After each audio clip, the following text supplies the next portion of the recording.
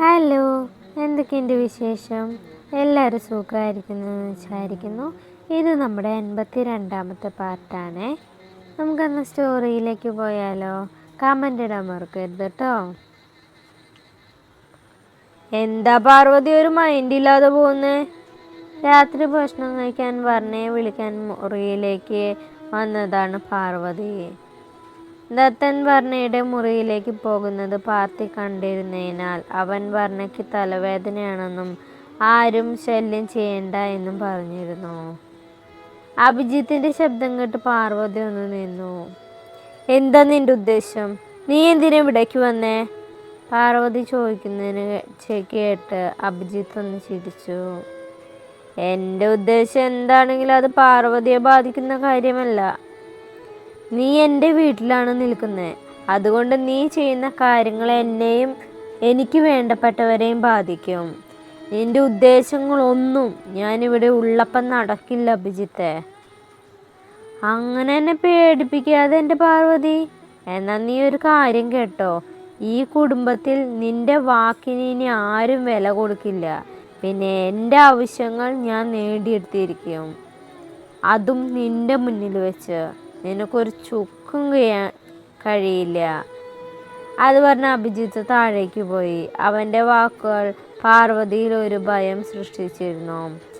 അവൾ നേരെ വർണ്ണയുടെ റൂമിലേക്ക് നടന്നു. അവൾ നല്ല ഉറക്കത്തിലാണെന്ന് കണ്ടതും പാർവതി അവളുടെ അരികിലിരുന്നു. വർണ്ണ, എണീക്ക്. അവൾ തട്ടി വിളിച്ചതും വർണ്ണ പതിയെ കണ്ണു തുറന്നു. അവളുടെ നോട്ടം ആദ്യം പോയത് ദത്തൻ കിടന്ന സ്ഥലത്തേക്കാണ്. അവൻ എപ്പോഴോ എണീറ്റ് പോയിരുന്നു. എന്തോർക്കത്? ഭക്ഷണം കഴിക്കാറായി, എണീറ്റ് ഫ്രഷ് ആവുക. പാർവതി അവളെ ബെഡിൽ നിന്ന് എണീപ്പിച്ചു. എന്തുകൊണ്ടോ വർണ്ണയുടെ മനസ്സിന് ഒരു സുഖം തോന്നിയിട്ടുണ്ടായിരുന്നില്ല. അവൾ ബാത്റൂമിൽ പോയി ഫ്രഷായി പാർവതിയുടെ കൂടെ താഴേക്ക് വന്നു. ദേ, അവരും വന്നു. ഇനി ചന്ദ്രശേഖരൻ കാര്യം പറയൂ. എന്തോ പറയാനുണ്ടെന്ന് പറഞ്ഞില്ലേ? വർണ്ണയും പാർവതിയും വന്നിരുന്നതും മുത്തശ്ശി പറഞ്ഞു. എല്ലാവരും ഡൈനിങ് ടേബിളിന് ചുറ്റുമുണ്ട്. ചന്ദ്രശേഖരൻ്റെ മുഖഭാവത്തിൽ നിന്ന് തന്നെ എന്തോ പ്രധാനപ്പെട്ട വിഷയമാണെന്ന് എല്ലാവർക്കും മനസ്സിലായി. അഭിജിത്ത് ഈ വീട്ടിലേക്ക് വന്നിട്ട് 2 ആഴ്ച ആവാറായി. എല്ലാവർക്കും അഭിയെ ഇഷ്ടപ്പെട്ട സ്ഥിതിക്ക് നമുക്ക് എൻഗേജ്മെൻറ്റ് നടത്തിയാലോ എന്നൊരു തോന്നൽ. എന്താ നിങ്ങളുടെ അഭിപ്രായം? ചന്ദ്രശേഖരൻ അത് പറഞ്ഞത് നിമ്മിയുടെ മുഖത്ത് ഒരു നാണം മിന്നി മറിഞ്ഞു. ശ്രീയുടെ മുഖത്ത് നിരാശയും. ഞാൻ സമ്മതിക്കില്ല. അത് കേട്ടതും പാർവതി ഉറക്കെ പറഞ്ഞു. എന്തുകൊണ്ട്? ചന്ദ്രശേഖരൻ ചോദിച്ചു. അഭിജിത്തിന്റെ ഈ 2 ആഴ്ചത്തെ പരിചയം മാത്രമല്ലേ ഉള്ളൂ. കാര്യങ്ങളെല്ലാം നന്നായി ഒന്ന് അന്വേഷിച്ചറിഞ്ഞ ശേഷം മതി എൻഗേജ്മെൻറ്റും കല്യാണമൊക്കെ. പാർവതി അഭിജിത്തിനെ നോക്കി വെറുപ്പോടെയാണ് അത് പറഞ്ഞത്. എന്താ ചേച്ചി ഇങ്ങനെയൊക്കെ പറയണേ? ഞാനും അഭിജിത്തും ഒരുമിച്ച് വർക്ക് ചെയ്യുന്നല്ലേ. എനിക്കറിഞ്ഞൂടെ ജിത്തുവിനെ? നിനക്ക് മാത്രം അത് അറിഞ്ഞാൽ പോരാ, മറ്റുള്ളവർക്ക് കൂടെ അത് ബോധ്യപ്പെടണം. പാർവതിക്ക് എന്നെക്കുറിച്ച് എന്താണ് അറിയണ്ടേ? അഭിജിത്ത് അവളെ നോക്കി നിഷ്കളങ്ക ഭാവത്തിൽ ചോദിച്ചു. ഞങ്ങൾ കുടുംബക്കാര് സംസാരിക്കുമ്പോൾ അത് ഇടപെടാൻ നിനക്കെന്താ അവകാശം? ചേച്ചി, മാന്യമായിട്ട് സംസാരിക്കണം, എമ്മി പറഞ്ഞു. മാന്യത എന്നോടല്ല, ഇവനോട് കാണിക്കാൻ പറ. പാർവതി, നിർത്ത്. അവളുടെ അമ്മയുടെ ശബ്ദം ഉയർന്നു. നിന്നെ പോലെ എൻ്റെ മക്കളും കല്യാണം കഴിക്കാതെ ഈ വീട്ടിൽ നിൽക്കട്ടെ എന്നാണോ? നീ കാരണമാണ് എൻ്റെ മൂത്ത മോൻ ഇപ്പോഴും വിവാഹം വേണ്ടാന്ന് പറഞ്ഞ് നടക്കണേ. ഇപ്പൊ ദാ ഇളയ മോളുടെ കല്യാണക്കാര്യം വന്നപ്പോൾ അതും മുടക്കാൻ ശ്രമിക്കണു. അമ്മ, എനിക്കൊന്നും കേൾക്കണ്ട. നിമ്മിക്ക് അഭിയെ ഇഷ്ടമാണ്, അഭിക്ക് നിമ്മിയെയും. ഈ തറവാട്ടിലെ മുതിർന്ന കാരണവന്മാർ ഇതിന് സമ്മതിക്കുകയാണെങ്കിൽ ഞങ്ങളിത് നടത്തും, അമ്മ തർപ്പിച്ചു പറഞ്ഞു. മുത്തശ്ശി ഇതിനൊക്കെ കൂട്ടു നിൽക്കുകയാണോ? പാർവതി മുത്തശ്ശിയോട് ചോദിച്ച മുത്തശ്ശി മറുപടി ഒന്നും പറഞ്ഞില്ല. അതുകൂടെ കണ്ടതും പാർവതി ആകെ തളർന്നിരുന്നു. അവൾ ധ്രുവിയുടെ മുഖത്തേക്ക് നോക്കിയതും അവൻ ഒന്നുമില്ല എന്ന രീതിയിൽ കണ്ണു ചിമ്മി കാണിച്ചു. അവൻ്റെ മുഖത്തെ പുഞ്ചിരി പതിയെ അവളിലേക്ക് വ്യാപിച്ചു. മറ്റാർക്കും എതിർപ്പില്ലെങ്കിൽ നാളെ തന്നെ ആ ജോത്സ്യനെ കണ്ട് ഒരു നല്ല ദിവസം നോക്കി ചടങ്ങ് നടത്താം. എന്തു പറയുന്നു? മുത്തശ്ശി ചെറിയ മുത്തശ്ശിയെ നോക്കി ചോദിച്ചു. എന്താന്ന് വെച്ചാൽ ഉചിതം പോലെ ചെയ്യേ. ചെറിയ മുത്തശ്ശി അത് പറഞ്ഞു ഭക്ഷണം കഴിച്ച് എണീറ്റ് പോയി. കാര്യങ്ങൾ തങ്ങൾ ഉദ്ദേശിച്ച രീതിയിൽ മുന്നോട്ട് പോകുന്നതിൻ്റെ സന്തോഷത്തിൽ അഭിജിത്തും ചന്ദ്രനും ഊറി ചിരിച്ചു. ചന്ദ്രശേഖറിൻ്റെ ഓഫീസ് റൂമിൽ നിന്നും ആ ഫയൽ എടുക്കാൻ ശ്രമിക്കുകയാണ് അഭിജിത്ത്. എന്തൊക്കെ ചെയ്തിട്ട് ആ റൂമിൽ കയറാൻ സാധിക്കുന്നില്ല. അവൻ മനസ്സിൽ എന്തൊക്കെയോ ഉറപ്പിച്ച് ചന്ദ്രശേഖറിൻ്റെ അരികിലേക്ക് പോകുമ്പോഴാണ് മുകളിലെ നീളം വരാന്തയിൽ നിൽക്കുന്ന ധ്രുവ്യയും പാർവതിയും കണ്ടത്. അപ്പം ഇവിടെ ഇങ്ങനെ ചില കാര്യങ്ങളൊക്കെ നടക്കുന്നുണ്ടല്ലേ, ശരിയാക്കി തരാം. അത് പറഞ്ഞ് അവൻ നേരെ ചന്ദ്രൻ്റെ റൂമിലേക്ക് നടന്നു. എനിക്ക് പേടിയാവുന്നുണ്ട് ധ്രുവി. നിമ്മി അവളൊരു പാവ. അഭിജിത്ത് അവളുടെ ജീവിതം തകർക്കുമെന്ന പേടി എനിക്കുണ്ട്. ഞാൻ പറഞ്ഞ ആരും വിശ്വസിക്കുന്നില്ല. താനിങ്ങനെ വിഷമിക്കാതെ. നാളെ നമ്മൾ തന്നെ അവരുടെ കല്യാണം നടത്തില്ലല്ലോ. നമുക്ക് എന്തെങ്കിലും വഴി നോക്കാം. ഇനി നമ്മൾ എന്തൊക്കെ പറഞ്ഞാലും ചെയ്താലും ആരും വിശ്വസിക്കില്ല. അവരുടെ എല്ലാം മുന്നിൽ ഞാനിപ്പോൾ ഏട്ടൻ്റെ കല്യാണം മുടക്കി അനിയത്തിയുടെ കല്യാണം മുടക്കാൻ ശ്രമിക്കുന്ന സ്വാർത്ഥയല്ലേ. അഭിജിത്ത് നമ്മൾ വിചാരിക്കുന്ന പോലെ ഒരാളല്ല. അവൻ എന്തൊക്കെയോ കണക്ക് കൂട്ടിയാണ് ഇവിടേക്ക് വന്നത്. അപ്പം നിൻ്റെ അച്ഛൻ അഭിജിത്തിനെ കുറിച്ച് നന്നായി അന്വേഷിച്ചിട്ടാണ് ഈ കല്യാണം ഉറപ്പിച്ചിരിക്കുന്നതെന്നല്ലേ പറഞ്ഞേ? അതാ എനിക്കും മനസ്സിലാവാത്തേ. എല്ലാം അറിഞ്ഞിട്ട് അച്ഛൻ മനഃപൂർവ്വം ഇങ്ങനെയൊക്കെ ചെയ്യുന്നെങ്കിലാണെങ്കിലോ? ഏയ്, സ്വന്തം മോളോട് ഏതെങ്കിലും ഒരച്ഛൻ അങ്ങനെയൊക്കെ ചെയ്യുമോ? ഇല്ലായിരിക്കാം, പക്ഷെ എൻ്റെ അച്ഛൻ ചെയ്യും. അത് മറ്റാരേക്കാളും അനുഭവം ഉണ്ട് എനിക്ക്. സ്വന്തം മക്കളുടെ ജീവിതം നശിപ്പിച്ചിട്ടാണെങ്കിലും സ്വത്തും പഴവും ഉണ്ടാക്കണമെന്ന് കരുതുന്ന അച്ഛനാണത്. അവൾ വെറുപ്പോടെ പറഞ്ഞു. താൻ സങ്കടപ്പെടാതെ, ഞങ്ങളൊക്കെ ഇല്ലേ കൂടെ. ധ്രുവ്യ അവളുടെ തോളിൽ കൈവച്ച് പറഞ്ഞു. അവൾ പുഞ്ചിരിയോടെ അവൻ്റെ തോളിലേക്ക് തലവെച്ച് നിന്നു. നിങ്ങളിവിടെ ഫയൽ നോക്കിയിരുന്നോ?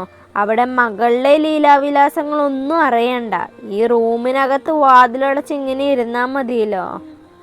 ഓഫീസ് റൂമിലേക്ക് കയറി വന്ന അഭിജിത്ത് പറയുന്നത് കേട്ട് ചന്ദ്രശേഖരൻ സംശയത്തോടെ ഫയലിൽ നിന്ന് തല ഉയർത്തി നോക്കി. നീ ആരുടെ കാര്യമാണ് പറയുന്നേ? വേറെ ആര്? നിങ്ങളുടെ മകൾ തന്നെ. അവിടെ ചെന്ന് നോക്ക്. ഞാനന്ന് പൂർണിയോട് കുറച്ച് ക്ലോസ് ആയി നിന്നതിന് താൻ എന്തൊക്കെ പറഞ്ഞു. എന്നിട്ടിപ്പം നിങ്ങളുടെ മൂത്ത മോള് കാണിച്ചു കൂട്ടുന്നത്. നീ പാർവതിയുടെ കാര്യമാണോ പറയുന്നേ? എന്നെ നിന്ന് ചോദ്യം ചെയ്യാതെ സാർ ചെന്ന് നോക്ക്. അത് പറഞ്ഞ് അഭി ചന്ദ്രനെ പുറത്തേക്ക് പറഞ്ഞയച്ചു. അയാൾ പോയി എന്ന് മനസ്സിലായതും അഭി വേഗം ചന്ദ്രൻ കീ എടുത്ത് അയച്ചിരിക്കുന്ന സ്ഥലത്തേക്ക് നടന്നു. കീ എടുത്ത് അയാളുടെ കബോർഡിൽ നിന്ന് ആവശ്യമായ ഫയലുകൾ എടുത്ത് അവൻ അതുപോലെ ലോക്ക് ചെയ്ത് പുറത്തേക്ക് നടന്നു. ആരും കണ്ടില്ല എന്ന് ഉറപ്പുവരുത്തിയ ശേഷം അവൻ തൻ്റെ റൂമിൽ കയറി വാതിലടച്ചു. എന്നാൽ ഇതെല്ലാം മാറി നിന്ന് കണ്ട പാർത്ഥിയുടെ മുഖത്ത് ഒരു വിജയ ചിരി ചിരിച്ചു. പാർവതി! പിന്നിൽ നിന്നുള്ള വിളി കേട്ട് പാർവതി ധ്രുവിയുടെ തോളിൽ നിന്ന് തല ഉയർത്തി തിരിഞ്ഞു നോക്കി. എന്താ ഇതൊക്കെ? ഇവനെന്താ ഈ രാത്രി നിന്റെ കൂടെ? ധ്രുവി എൻ്റെ കൂടെ ഇവിടെ നിന്നപ്പോ എന്താ? എന്തോന്നോ? കല്യാണപ്രായമായ പെൺകുട്ടിയാ നീ. ഇതൊന്നും ശരിയല്ല. അപ്പം അച്ഛൻ ചെയ്യുന്നതൊക്കെ ശരിയാണോ? അവളത് ചോദിച്ചതിന് ചന്ദ്രശേഖരനൊന്ന് പതറി. ഞാൻ അതിനെന്ത് തെറ്റാ ചെയ്തേ? ഇല്ലേ, അച്ഛനൊരു തെറ്റും ചെയ്തില്ലേ? എനിക്കൊന്നും മനസ്സിലാവുന്നില്ല എന്ന് അച്ഛൻ കരുതരുത്. എല്ലാം അറിഞ്ഞിട്ട് ഞാൻ കണ്ണടച്ച് നിൽക്കുന്നത് അച്ഛനാണെന്ന പരിഗണന വെച്ച് മാത്രമാണ്. പാർവതിയുടെ ചോദ്യങ്ങൾക്ക് ഉത്തരം നൽകാൻ കഴിയാത്തതിനാൽ ചന്ദ്രൻ ദേഷ്യത്തിൽ ധ്രുവയ്ക്ക് നേരെ തിരിഞ്ഞു. നിങ്ങൾ തമ്മിൽ എന്തെങ്കിലും ബന്ധമുണ്ടെങ്കിൽ അതെല്ലാം ഇന്നത്തോടെ നിർത്തിയേക്കണം. നിന്നെ പോലെ ഒരുത്തിന് തരാനല്ല ഞാൻ എൻ്റെ മോളെ വളർത്തി വലുതാക്കിയേ. ഇനി നിന്റെ ഭാഗത്തു നിന്നും ഒരു സംസാരം ഉണ്ടാകില്ല, പ്രവർത്തിയെ കാണുള്ളൂ. അയാൾ അത്രയൊക്കെ പറഞ്ഞിട്ട് ധ്രുവയെ കൈകൾ കെട്ടി പുഞ്ചിരിയോടെ നോക്കി നിൽക്കുകയാണ് ചെയ്തത്.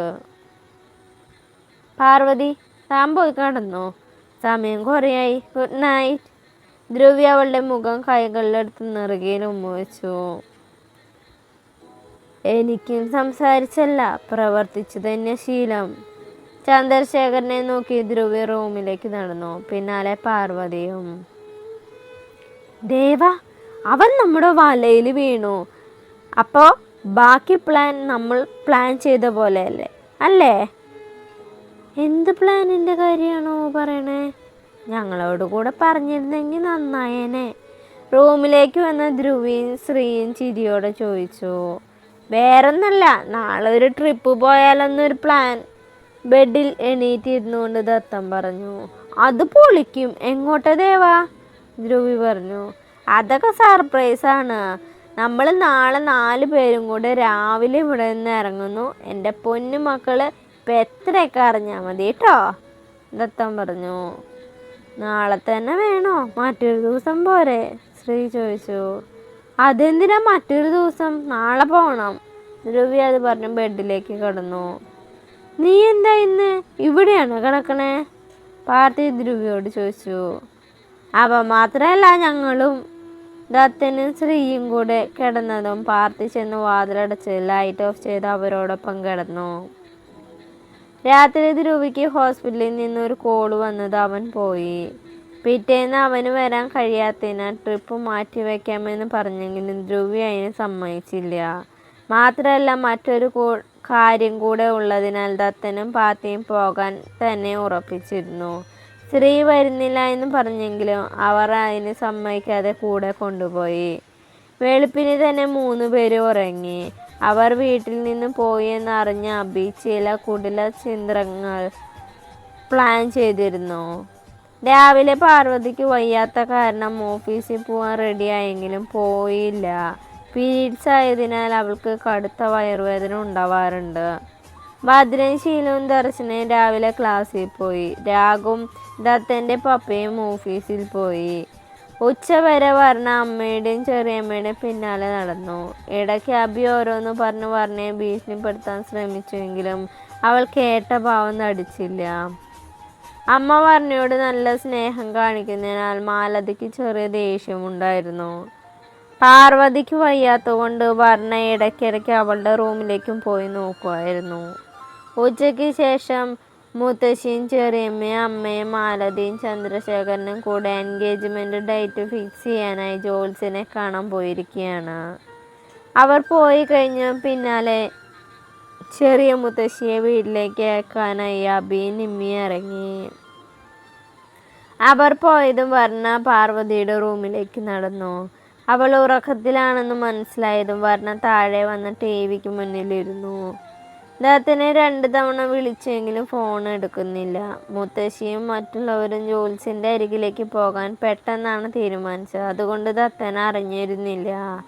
വർണ്ണ അവരുടെ കൂടെ പോകാൻ നിന്നതാണ്. പക്ഷെ പാർവതി ഒറ്റയ്ക്കാവും എന്നത് കൊണ്ട് പോവാതിരുന്നു. അവൾക്ക് നന്നായി ബോറടിക്കാൻ തുടങ്ങിയിരുന്നു. അടുക്കളയിൽ പോയി ഒരു ലേസ് ബോക്സ് എടുത്ത് വന്ന് ടിവിക്ക് മുന്നിലായിരുന്നു. വയറിൽ കൊളുത്തിപ്പിടിക്കുന്ന വേദന തോന്നിയതും പാർവതി ഉറക്കത്തിൽ നിന്ന് എണീറ്റു. അമ്മായി പോകുന്നതിന് മുമ്പ് വയറുവേദന വരികയാണെങ്കിൽ കുടിക്കാൻ വെള്ളം തിളപ്പിച്ചു വെച്ചിട്ടുണ്ടെന്ന് പറഞ്ഞിരുന്നു.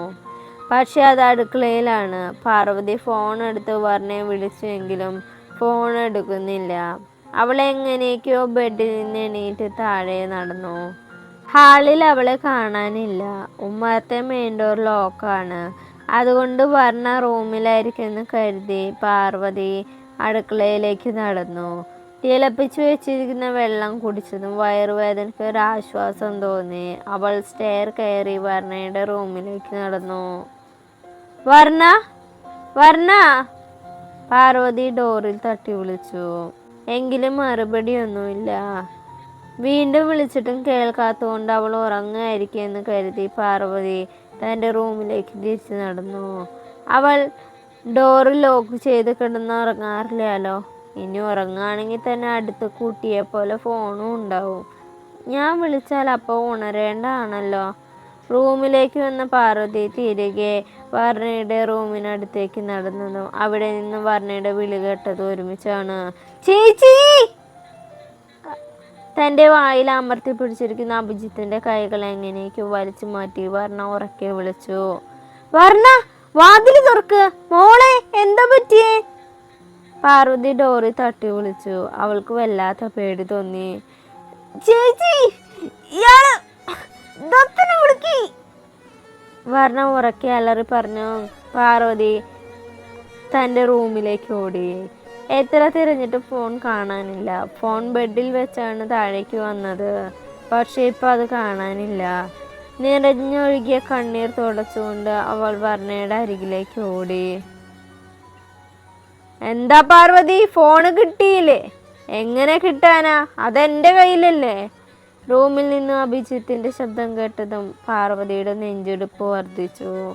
ഡോ, വാതിൽ തുറക്ക്, തുറക്കാൻ!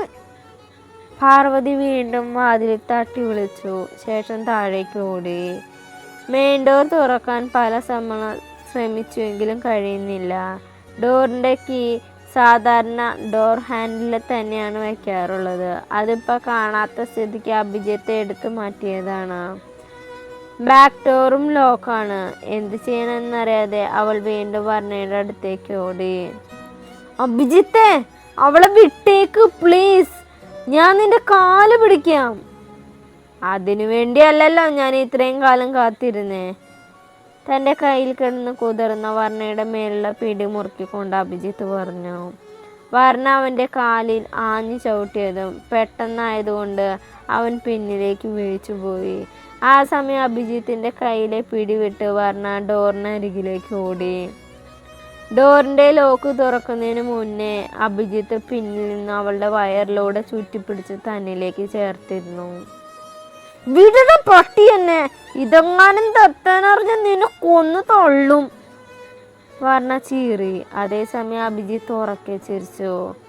അവനൊരു ചുക്കും ചെയ്യില്ല. കാരണം അവനിപ്പം നിന്നെ വേണ്ട. അവൻ ഈ ലോകത്തെ ഏറ്റവും കൂടുതൽ വെറുക്കുന്നത് തന്നെ നിന്നെയാ.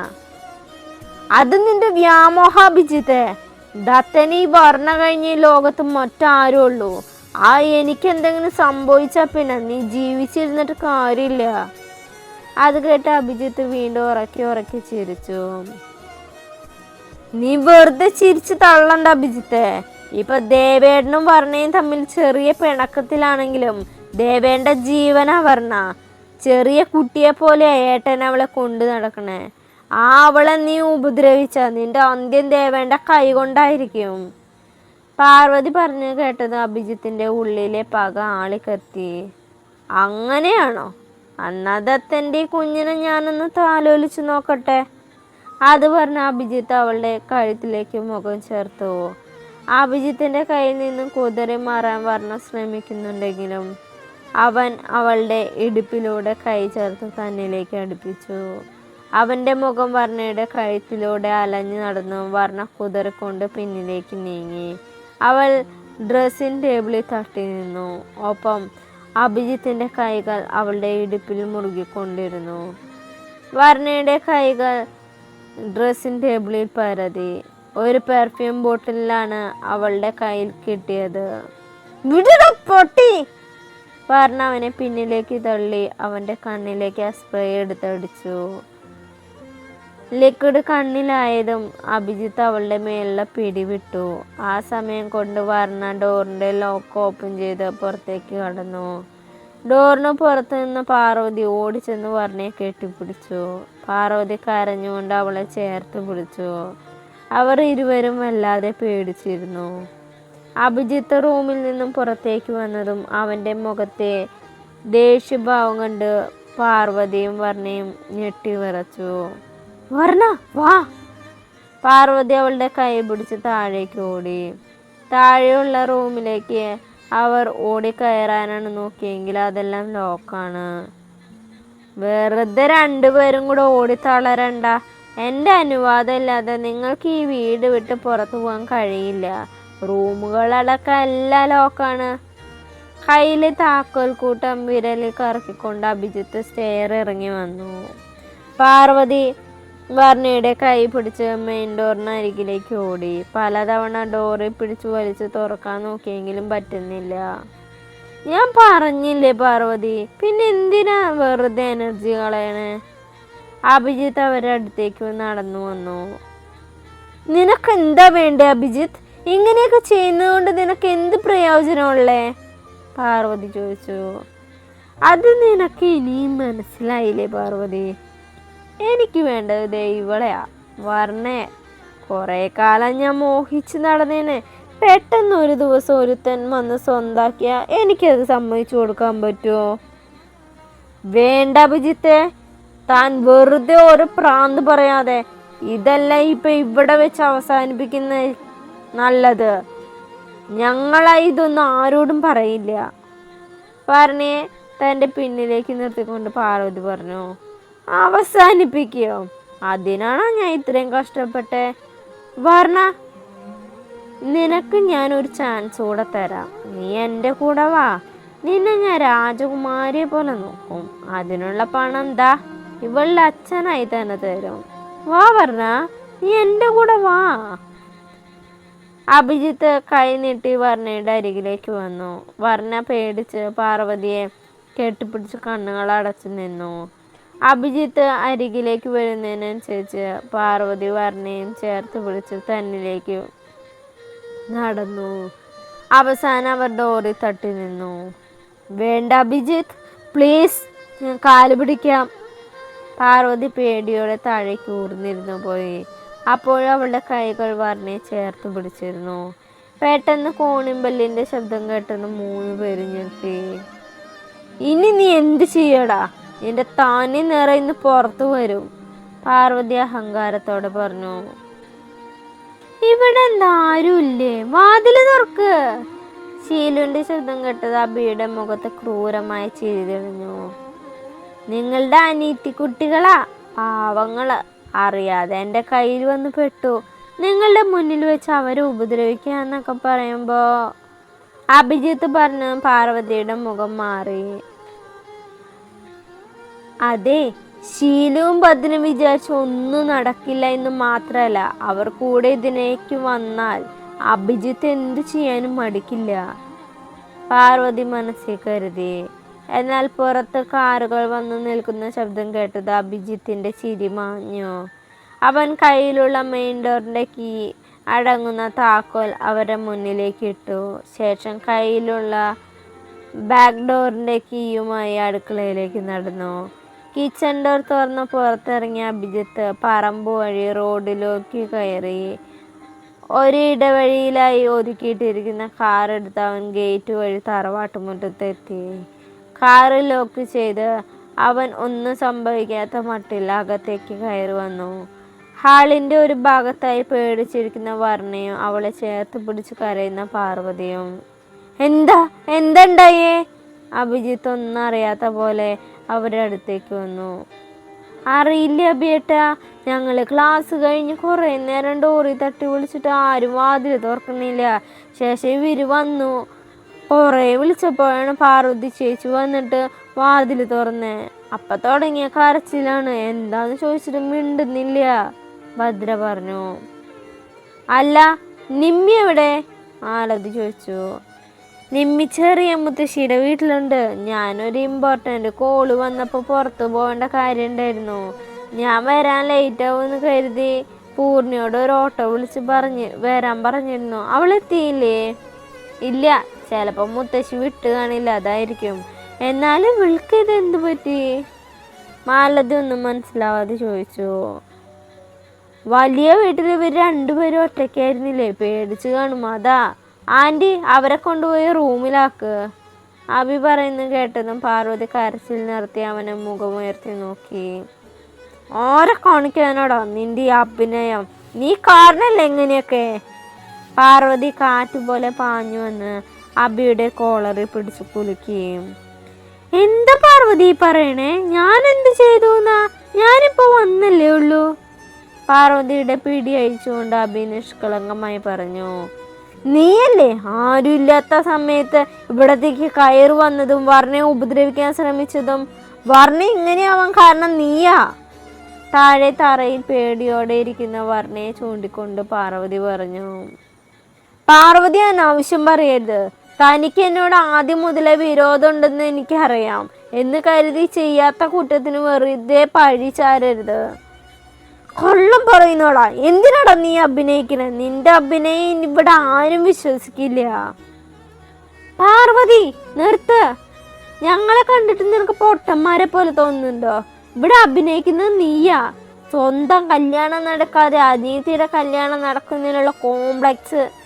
കഴിഞ്ഞ ആഴ്ച നീ ശീലുവിനെ ഉപദ്രവിച്ചു, ഇപ്പതാ പാവ അഭിയെ കുറ്റപ്പെടുത്തുന്നു. ചന്ദ്രശേഖരൻ പറയുന്നു കേട്ടതും പാർവതിയുടെ സർവ്വ നിയന്ത്രണം വിട്ടിരുന്നു.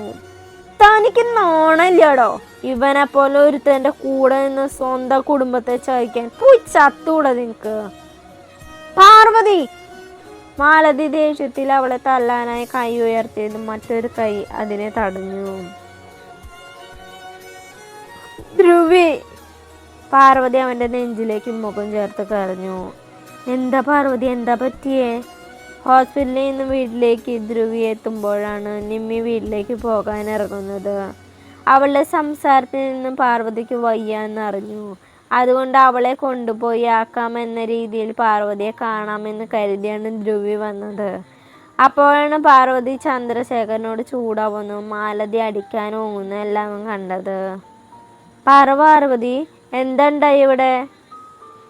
ധ്രുവി, ഇവൻ പറഞ്ഞു ഉപദ്രവിക്കാൻ ശ്രമിച്ചു. ചേച്ചി!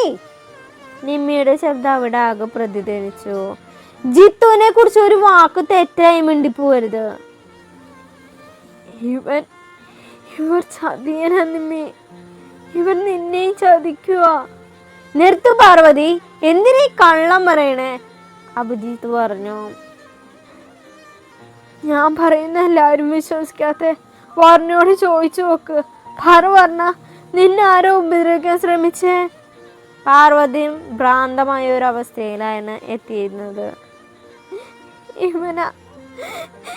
ഇവന എന്നെ അബിക്ക് നേരെ കൈ ചൂണ്ടി പറഞ്ഞത് എല്ലാവരും ഞെട്ടി. ഇനിയും വിശ്വാസമായില്ലെങ്കിൽ ഇവന്റെ പോക്കറ്റിൽ എന്റെയും വർണ്ണയുടെ ഫോൺ എങ്ങനെ വന്നു എന്ന് ചോദിക്കേ. ഈ മുറികൾ ആരാ ലോക്ക് ചെയ്തിട്ടേന്ന് ചോദിക്കേ. വർണ്ണയുടെ കൈത്തണ്ടയിൽ അവന്റെ മോതിരത്തിന്റെ അടയാളം എങ്ങനെ വന്നു എന്ന് ചോദിക്കേ. പാർവതിയുടെ ചോദ്യം ശരം കണക്കെ അഭിജിത്തിന് നേരെ വന്നു. അവനും ഒന്ന് പതറിപ്പോയി. പക്ഷെ തോറ്റു കൊടുക്കാൻ അവൻ തയ്യാറായിരുന്നില്ല. മതി പാർവതി, നിന്റെ അഭിനയം. നീ പറഞ്ഞിട്ടല്ലേ ഞാൻ ഇങ്ങനെയൊക്കെ ചെയ്തേ? അവസാനം പിടിക്കപ്പെടുന്നായപ്പോ നീ എന്നെ കുറ്റക്കാരനാക്കാൻ ശ്രമിക്കുന്നു. അതിന് ഞാൻ സമ്മതിക്കില്ല. വീണ്ടും കൊള്ളം പറയുന്നോടാ. പാർവതി അവന് നേരത്തെ ചെന്നത് ധ്രുവി അവളെ പിടിച്ചു നിർത്തി. ശീലു, വർണ്ണയെ നിങ്ങളുടെ റൂമിലേക്ക് കൊണ്ടുപോ, ധ്രുവി പറഞ്ഞു. ഭദ്രയും ശീലു അവളെ കൊണ്ട് റൂമിലേക്ക് നടന്നു. ജിത്തു, ഞാൻ കേട്ടതൊക്കെ സത്യാണോ? നീ വർണ്ണയെ? നിമ്മി നിറമൊഴിയാലെ ചോദിച്ചു. ഇല്ല നിമ്മി, ഇതിനെല്ലാം കാരണം ഇവളാ, പാർവതി. അത് കേട്ടതും പാർവതി അവനെ ദേഷ്യത്തിൽ പിന്നിലേക്ക് തള്ളി. അതേസമയം മുറ്റത്തൊരു കാർ വന്നു നിന്നു. തങ്ങൾ പോയ ലക്ഷ്യം നിറവേറിയ സന്തോഷത്തിൽ അകത്തേക്ക് വന്ന ദത്തൻ അവിടെയുള്ളവരെ മട്ടും ഭാവം കൊണ്ടൊന്ന് സംശയിച്ചു. പാർത്ഥിയുടെയും ശ്രീയുടെയും അവസ്ഥ ഏറെക്കുറെ അതുതന്നെയായിരുന്നു. പാർവതിയുടെ പാറി പറന്ന മുടിയും കരഞ്ഞു വീർത്ത കണ്ണുകളും അവിടെ കാര്യമായ എന്തോ ഉണ്ടായിട്ടുണ്ടെന്ന് 3 പേർക്കും മനസ്സിലായി. അകത്തേക്ക് കയറിയ ദത്തൻ്റെ മിഴികൾ ആദ്യം തിരഞ്ഞത് വർണ്ണയാണ്. അവിടെയൊന്നും വർണ്ണയില്ല എന്ന് മനസ്സിലായതും ദത്തൻ്റെ നെഞ്ചിടിപ്പേറി. അവളെവിടെ? ദത്തൻ ചോദിച്ചു. ധ്രുവി കൈകൊണ്ട് ശീലുവിൻ്റെ മുറിയിലേക്ക് ചൂണ്ടി. അടുത്ത നിമിഷം ദത്തൻ അങ്ങോട്ട് ഓടിയിരുന്നു. ഭദ്രയുടെ മടിയിൽ തലവെച്ച് കിടക്കുന്ന വർണ്ണ ദത്തനെ കണ്ടതും ബെഡിൽ നിന്ന് ചാടി എണീറ്റു. ദത്ത! അവൾ അവനെ ഇറുക്കി ചുറ്റിപ്പിടിച്ചു. അവളുടെ ഉയർന്ന ഹൃദയമെടുപ്പ് ദത്തനും മനസ്സിലായിരുന്നു. ശീലു വേഗം തന്നെ ഭദ്രയെ വിളിച്ച് റൂമിന് പുറത്തേക്ക് ഇറങ്ങി. ദത്ത, അവൻ എന്നെ വർണ്ണ വിതുമ്പിക്കൊണ്ട് ദത്തൻ്റെ നെഞ്ചിലേക്ക് മുഖം ചേർത്തു. ഒന്നുമില്ല ഏട്ടാ. ദത്തൻ അവളുടെ പുറത്ത് തട്ടി ആശ്വസിപ്പിച്ച് ബെഡിലേക്ക് കിടത്തി. എനിക്ക് പേടിയാ ദത്ത, എന്നെ വിട്ട് എവിടേക്കും പോവല്ലേ. എനിക്ക് പേടിയാവാ. ദത്തൻ്റെ കയ്യിൽ പിടിച്ചു വർണ്ണ കരഞ്ഞു. അവളുടെ നിറഞ്ഞ മിഴികൾ ദത്തൻ്റെ ഹൃദയത്തെ ചുട്ടു പൊള്ളിച്ചു. ഇല്ലടാ, എൻ്റെ കുട്ടിയെ വിട്ട് ദത്തൻ എങ്ങോട്ട് പോവാനാ? ഞാൻ കൂടെ തന്നെ ഉണ്ട് ട്ടാ. ദത്തൻ അവളുടെ അരികിലേക്ക് കടന്ന് അവളെ ചേർത്ത് പിടിച്ചു. അവൻ എന്നെ എൻ്റെ ഇവിടെ വർണ്ണ തൻ്റെ കഴുത്തിൽ തൊട്ടു പറഞ്ഞതും ദത്തൻ്റെ മുഖം ദേഷ്യത്താൽ വലിഞ്ഞു മുറുകി. എൻ്റെ കുഞ്ഞിങ്ങനെ കരയല്ലേ, ഞാൻ കൂടെയില്ലേ, ഒന്നും പേടിക്കണ്ട, ഉറങ്ങിക്കോ, ഉറങ്ങി എണീക്കുമ്പോഴേക്കും എല്ലാം മാറും. ദത്തൻ അവളുടെ നെറുകയിൽ തലോടിക്കൊണ്ട് പറഞ്ഞു. വേണ്ട, എനിക്ക് പേടിയാ, അവൻ ഇനിയും വരെ എന്നെ ഉപദ്രവിക്കും. ഇല്ല, ഈ ദത്തൻ കൂടെയുള്ളപ്പോൾ എൻ്റെ കുഞ്ഞിന് ആരും ഒന്നും ചെയ്യില്ല, ഉറങ്ങിക്കോ. വർണ്ണ അവൻ്റെ കഴുത്തിലേക്ക് മുഖം ചേർത്ത് അവനെ വിടാതെ ചുറ്റിപ്പിടിച്ച് കിടന്നു. തറവാട്ടിൽ എല്ലാവരും ഉണ്ടല്ലോ എന്ന വിശ്വാസത്തിലാണ് താൻ വർണ്ണയെ വെടിയാക്കി പോയത്. പക്ഷെ എന്നിട്ട് എന്താ ഉണ്ടായത് എന്ന് ദത്തന് എത്ര ആലോചിച്ചിട്ടും മനസ്സിലാവുന്നില്ല. അവൻ വർണ്ണയെ ഉറങ്ങാനായി പതിയെ പറഞ്ഞ് തട്ടിക്കൊടുത്തു. കുറച്ചു കഴിഞ്ഞ് അവൾ ഉറങ്ങി. തൻ്റെ മേൽ ബലമായി പിടിച്ചിരിക്കുന്ന കൈകൾ അവൻ എടുത്തു മാറ്റി പുതപ്പ് കൊണ്ട് അവളെ പുതപ്പിച്ചു. അവൻ എന്നെ എൻ്റെ ഇവിടെ വർണ്ണ തൻ്റെ കഴുത്തിൽ തൊട്ട് പറഞ്ഞു. ഓർക്കും തോറും ദത്തൻ്റെ മുഖം ദേഷ്യത്താൽ വലിഞ്ഞു മുറുകി. അവൻ അവളുടെ കഴുത്തിൽ ഒന്ന് തൊട്ട് കാണിച്ച സ്ഥലത്ത് പതിയെ ഒന്ന് തലോടി. ശേഷം അവിടെ ഉമ്മ വെച്ച് അവിടെ പുറത്തേക്ക് ഇറങ്ങി. റൂമിൽ നിന്ന് ഇറങ്ങി വരുന്ന ദത്തൻ്റെ മുഖം ഭാവം കണ്ട് എല്ലാവരും ഒന്ന് ഭയന്നു പോയിരുന്നു. അപ്പോൾ നമ്മുടെ ഇന്നത്തെ പാട്ട് കഴിഞ്ഞു. നല്ലൊരു പാട്ടായിട്ട് നാളെ കാണാം കേട്ടോ. ബൈ. കമൻ്റ് ഇടാൻ മറക്കരുതേ.